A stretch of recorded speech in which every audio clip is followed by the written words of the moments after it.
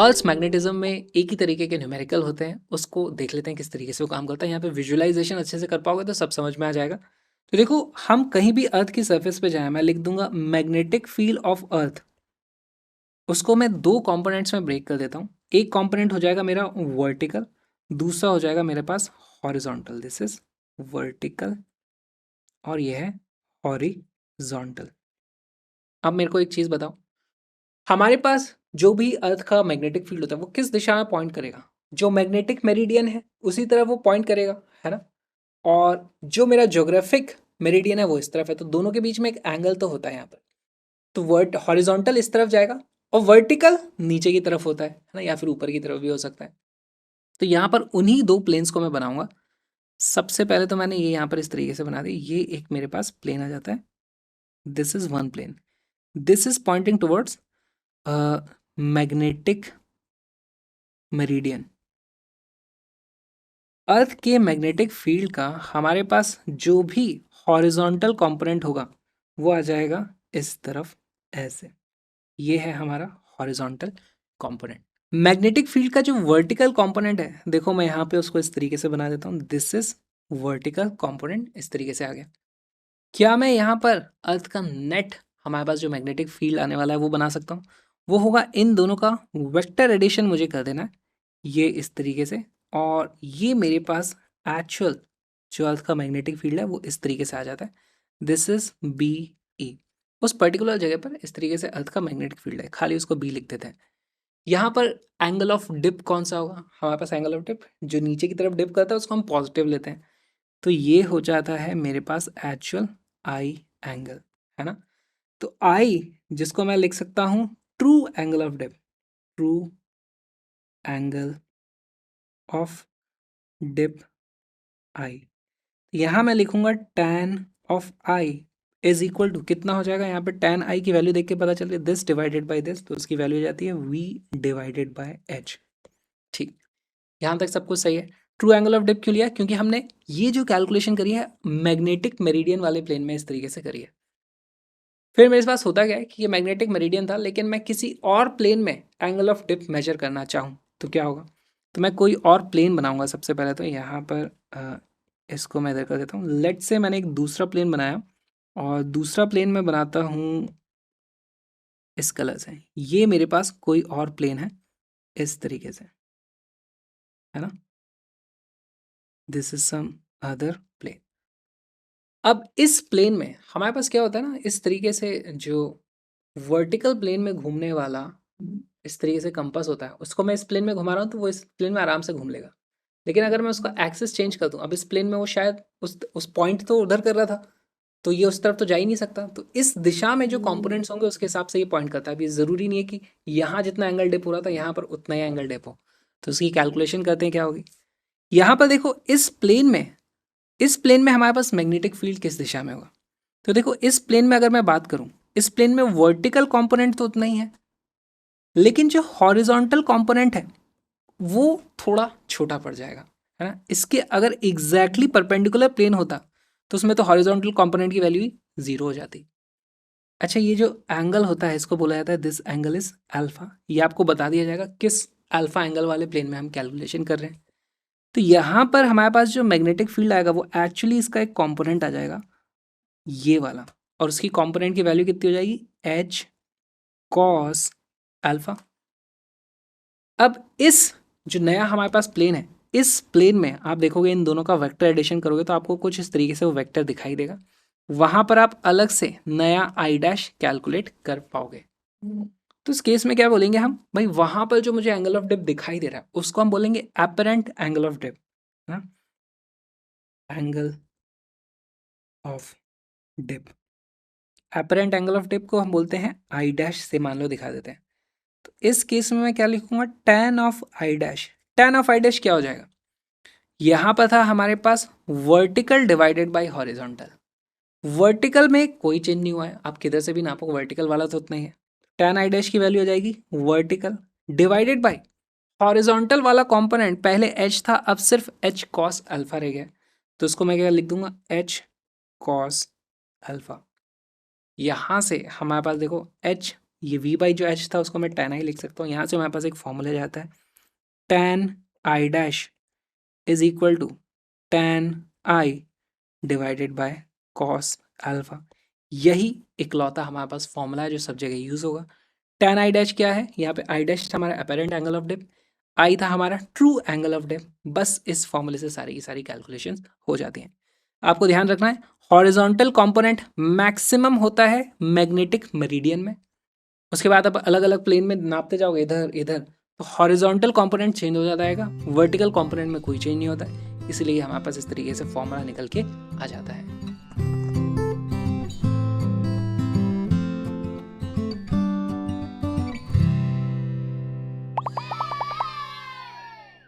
If theta 1 and theta 2 be the apparent angle of dips observed in two vertical planes at right angle to each other, then the true angle of dip theta is given by। तो हमारे पास यहाँ पे देखो कुछ calculation हमें करनी पड़ रही है और ये प्योरली मैथमेटिक्स टाइप का सवाल आ गया। लेकिन यहाँ पे मैं आपको एक चीज़ समझा देना चाह रहा हूँ, इसको अगर मैं विजुलाइज करना चाहूँ तो इसको किस तरीके से विजुलाइज कर सकते हैं।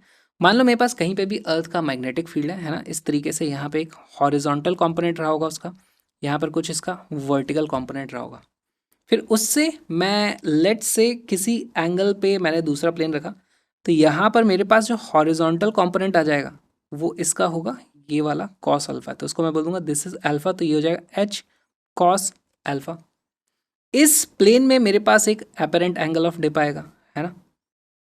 फिर दूसरा मैं लेता हूं इसके म्यूचुअली परपेंडिकुलर, तो ये वाला एंगल कितना हो जाता है 90 माइनस अल्फा। तो यहाँ पर मेरे पास कुछ और हॉरिजॉन्टल कंपोनेंट इस तरीके से आएगा। अब उस प्लेन में मुझे अलग अपेरेंट एंगल ऑफ डिप देखने को मिलेगा। अलग अलग प्लेन में अलग अलग एंगल ऑफ डिप देखने को मिलता है, अलग अलग दिखता है, इसीलिए उसका अपेरेंट अपेरेंट यानी जो दिख रहा है। तो हमारे पास यहाँ पर कुछ अलग अपेरेंट एंगल ऑफ डिप आ जाता है। इस जगह पे हमारे पास एंगल ऑफ डिप आया है, लेट से उसकी वैल्यू है कितनी थीटा 1। यहाँ पर जो वैल्यू है वो जाती है थीटा 2। ओरिजिनली जो हमारे पास था वो था थीटा, तो यहाँ पर अब थीटा थीटा 1 थीटा 2 के बीच में कुछ रिलेशन आने वाला है। वो रिलेशन किस तरीके से पता कर सकते हो, वीडियो को पॉज करो, क्वेश्चन को सॉल्व करो।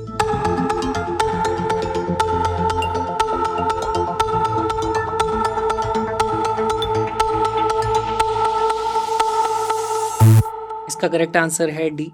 कैसे आया देखो, सबसे पहले तो मैं लिखूंगा यहाँ पर tan थीटा की जो वैल्यू रही होगी, जो हमारा ट्रू एंगल ऑफ डिप है उसकी वैल्यू कितनी आ जाएगी, वर्टिकल अपॉन हॉरिजॉन्टल।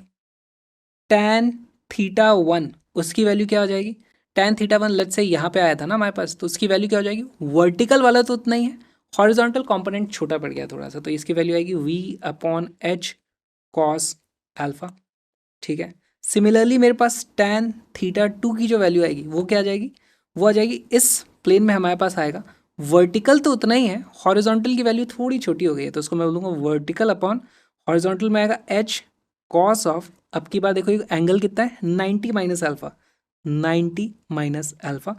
इसी को मैं लिख सकता हूँ v upon h sine alpha. अब हमें कुछ रिलेशन बनाना है, तो यहाँ पे देखो अप्रोच क्या रहने वाली है, मुझे दिख रहा है कुछ v बाई एच है, यहाँ भी v बाई एच है, यहाँ भी v बाई एच है, और कॉस अल्फा है और साइन अल्फा है। तो साइन अल्फा और कॉस अल्फा का यूज़ करके मैं एक इक्वेशन लिखने की कोशिश करता हूँ, sine square alpha plus cos square alpha will be equal to 1 for any value of alpha, है ना। अल्फा की कुछ भी वैल्यू डालो, यहाँ पे रखने की कोशिश करते हैं। साइन स्क्वायर अल्फा की वैल्यू क्या आती है, देखो साइन अल्फा यहाँ पर है, तो साइन अल्फा इधर जाएगा तो tan थीटा इस तरफ चला जाएगा, और डिनोमिनेटर में tan थीटा हो जाता है, तो उसको मैं क्या लिख सकता हूँ cot theta 2।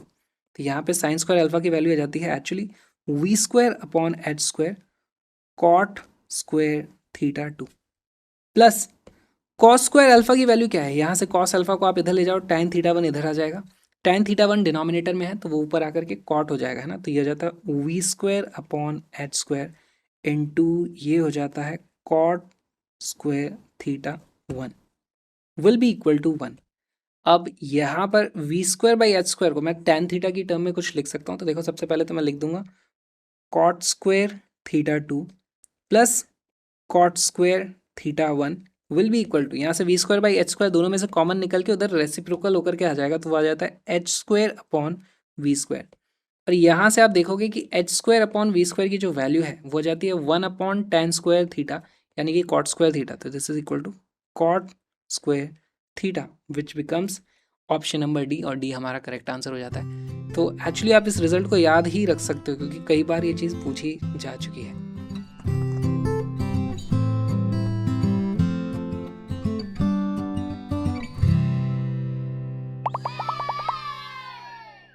A magnet hung at 45 degree with magnetic meridian makes an angle of 60 degree with the horizontal. The actual value of angle of dip is, question को पढ़ो और समझने की कोशिश करो यहाँ पर हो क्या रहा है। अब magnet hung at 45 degree with magnetic meridian, है ना। तो हमारे पास पहली बात तो मैं एक मैग्नेटिक मेरिडियन बना देता हूँ, दिस इज मैग्नेटिक मेरिडियन।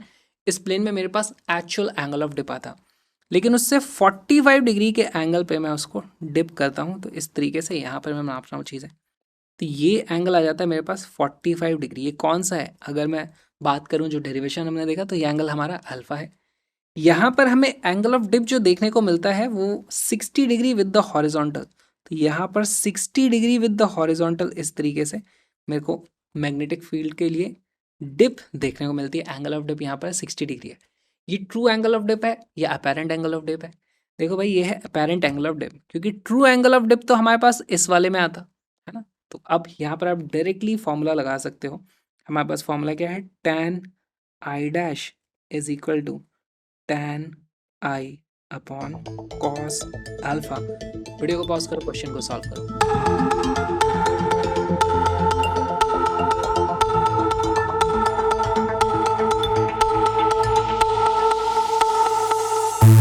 इसका करेक्ट आंसर है ए, जो कि आप फॉर्मूला लगा के डायरेक्टली निकाल सकते हो, लेकिन अगेन फील करने के लिए इसको सॉल्व करने की कोशिश करते हैं। हमारे पास अर्थ के मैग्नेटिक फील्ड का कुछ हॉरिजॉन्टल कंपोनेंट यहाँ पर रहा होगा, दिस विल बी एच, और हमारे पास अर्थ के मैग्नेटिक फील्ड का कुछ वर्टिकल कंपोनेंट रहा होगा इस तरीके से भी। हमारे पास जो actual angle of inclination dip आएगा उसको मैं क्या लिख दूंगा, tan आई, उसकी वैल्यू आएगी v डिवाइडेड बाय h। अच्छा, ये जो 60 डिग्री है ये है हमारा अपेरेंट एंगल ऑफ डिप, तो इसको मैं लिख दूंगा tan of I dash. tan of I dash की वैल्यू कितनी आएगी, इस पर्टिकुलर प्लेन में हमारे पास वर्टिकल और हॉरिजॉन्टल का कुछ रेशियो होगा, तो वर्टिकल तो उतना ही रहेगा, हॉरिजॉन्टल का कुछ एक कंपोनेंट आ जाएगा यहाँ पर इस तरीके से। इसको मैं बोल देता हूँ, let's say that is h dash, जिसकी वैल्यू h cos अल्फा के बराबर है। तो tan आई डैश की वैल्यू कितनी आ जाती है मेरे पास, वो आ जाती है v upon h dash which is equal to v upon h cos alpha. तो अगेन आप देखोगे यहाँ से हमारे पास यही फॉर्मूला डिराइव हो जाता है।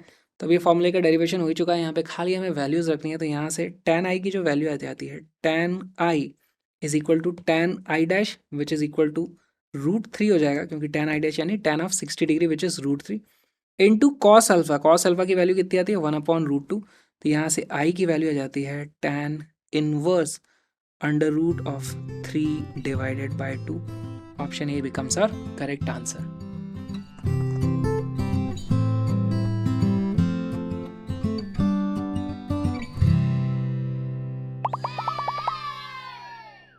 A compass needle of oscillation magnetometer oscillates 20 times per minute at a place P of dip 30 degree. The number of oscillations per minute becomes 10 at another place Q of B 60 degree dip. The ratio of the total magnetic field at the two places is। तब देखो ये बहुत ही अच्छा सवाल हो जाता है, क्योंकि हमारे पास जो टाइम पीरियड आता है ना, टाइम पीरियड में हमारे पास मैग्नेटिक फील्ड का यूज़ होता है। देखो हम ये चीज़ एसएचएम में पढ़ चुके हैं। हमारे पास जो टाइम पीरियड आएगा उसका फॉर्मूला होगा 2π√i डिवाइडेड बाय mb। अब जो भी बार मैग्नेट है जो इस तरीके से ऑसिलेट कर रही है उसके लिए m की वैल्यू सेम है, i की वैल्यू सेम है, सब कुछ सेम है। तो यहाँ पे मैं लिख सकता हूँ time period is proportional to 1/√b, इस तरीके से। लेकिन यहाँ पे हमें क्या चीज़ समझनी है कि जो वो इस तरीके से ऑसिलेशन कर रही है, हम उसको सिर्फ हॉरिजॉन्टल प्लेन में रख करके चीज़ें चेक कर रहे हैं, राइट। तो इसलिए यहाँ पर जो b की जो वैल्यू होगी वो सिर्फ हॉरिजॉन्टल कंपोनेंट की यहाँ पर बात हो रही होगी, हॉरिजॉन्टल कंपोनेंट। अब हॉरिजॉन्टल कंपोनेंट क्या होता है, अगर मैं किसी जगह पे जाऊँ, है ना, तो वहाँ पर मेरे पास कुछ अर्थ का मैग्नेटिक फील्ड होता है, उसका एक हॉरिजॉन्टल कंपोनेंट हो जाएगा इस तरीके से BH, और एक होता है हमारे पास B वर्टिकल। हॉरिजॉन्टल कंपोनेंट यही तो एंगल होता है हमारा एंगल ऑफ डिप, है ना, इसको हम एंगल ऑफ डिप इस तरीके से बोल सकते हैं। तो अब आपको हॉरिजॉन्टल कंपोनेंट्स को टाइम पीरियड से कंपेयर करना है, दोनों का टाइम पीरियड हमें दिया हुआ है। फिर आपको इस डेल्टा का यूज़ करके पता करना है कि भाई ओरिजिनल ये BP और BQ का जो रेशियो है वो किस तरीके से आएगा।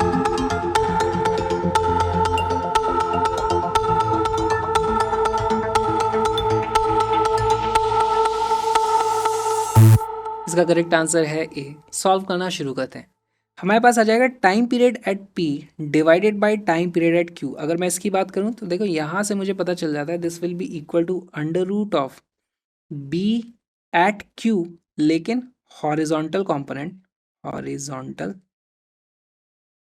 Divided by B at P का हॉरिजॉन्टल कंपोनेंट HORIZON। ठीक है। अच्छा, हॉरिजॉन्टल कंपोनेंट को मैं लिख दूंगा, अगर ये मेरा एंगल ऑफ डिप है तो ये हो जाता है कॉस ऑफ डेल्टा, है ना। तो इसकी वैल्यू देखो यहाँ से आ जाएगी। पहली बात तो time period at P and Q को देखो, 20 टाइम्स पर मिनट एट पी पर हमारे पास 20 ऑसिलेशन हो जाते हैं पर मिनट, लेकिन क्यू पर 10 ही ऑसिलेशन होते हैं। तो यानी क्यू पर टाइम पीरियड ज़्यादा है। तो यहाँ पर पहली बात तो ये समझो, ये T P upon T Q की वैल्यू जो आती है वो आ जाती है 1/2 is equal to under root of B Q की वैल्यू क्या हो जाएगी, ये हो जाएगा बी क्यू। हॉरिजॉन्टल की बात कर रहे हैं तो वहाँ पे हमें cos of angle of dip करना पड़ेगा। क्यू पर एंगल ऑफ डिप है 60 डिग्री, तो यहाँ पे आ जाएगा into cos 60 degree divided by आ जाएगा B P into cos of 30 degree. यहाँ से हमारे पास वैल्यू आ जाती है B P upon B Q. अच्छा, B Q upon B P पूछा है तो B Q upon B P is equal to 1/4 into हमारे पास आ जाएगा cos 30 divided by cos 60 which is equal to 1/4। Cos 60 की वैल्यू हो जाती है 1/2, ये हो जाता है हमारे पास √3/2। तो ये वैल्यू आ जाएगी हमारे पास √3 डिवाइडेड बाई 4, इसीलिए ए बन जाता है हमारा करेक्ट आंसर। यहाँ पे हमें क्या समझना था कि जो हमारे पास टाइम पीरियड में ऑसिलेशन का फॉर्मूला यूज़ होता है उसमें जो मैग्नेटिक फील्ड होता है वो हॉरिजॉन्टल कंपोनेंट का यहाँ पर यूज़ होगा। टोटल मैग्नेटिक फील्ड हमारे पास इस तरीके से आ जाएगा, और टोटल मैग्नेटिक फील्ड भी दोनों जगह सेम नहीं है, उसका मैग्नीट्यूड अलग अलग आ रहा है, वही रेशियो हमने यहाँ पर देख लिया। ये जो छोटा सा वीडियो आपने देखा, एक छोटा सा हिस्सा एक छोटे से प्यारे से क्रैश कोर्स का, जिसमें हमने 40 दिन में पूरा का पूरा फिजिक्स का सिलेबस कंप्लीट कर लिया है फॉर जेई। तो लिंक इज अंडर डिस्क्रिप्शन, उसको ज़रूर देखो। सारे के सारे नोट्स कलरफुल हैं, आप देखो नोट्स सारे के सारे चेकआउट कर सकते हो, डाउनलोड करके प्रिंट भी करा सकते हो, आपको पता चल जाएगा। सारे कॉन्सेप्ट्स हमने कवर किए हैं, बहुत सारे PYQs भी किए हैं। और अगर आप कोर्स देखना चाहते हो पूरा तो लिंक इज अंडर डिस्क्रिप्शन, उसको ज़रूर देखना। साथ में मेरे व्लॉगिंग चैनल को भी सब्सक्राइब करो, यहाँ कहीं पर आपको लिंक दिख जाएगा, सब्सक्राइब करना। और हम मिलेंगे अगले वीडियो में।